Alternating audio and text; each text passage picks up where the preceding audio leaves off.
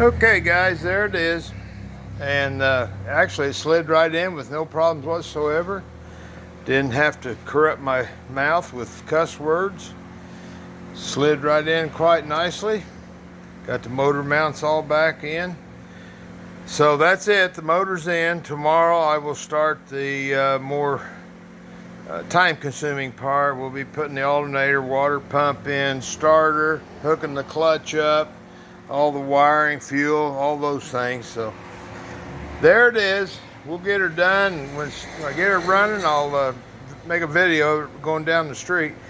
The one thing I like about this whole deal here is, normally at this point I'd be firing the engine up to make sure it runs, so that I wouldn't have to, if I went ahead and put the clutch and everything together, I'd have to take it all back out. I don't have to do that with this one. Barry had it on his dyno and ran it for a while, so we know all I got to do is get fuel and a battery to it and it'll be fine. So all right, well there it is, we're all done with it. Thanks a lot.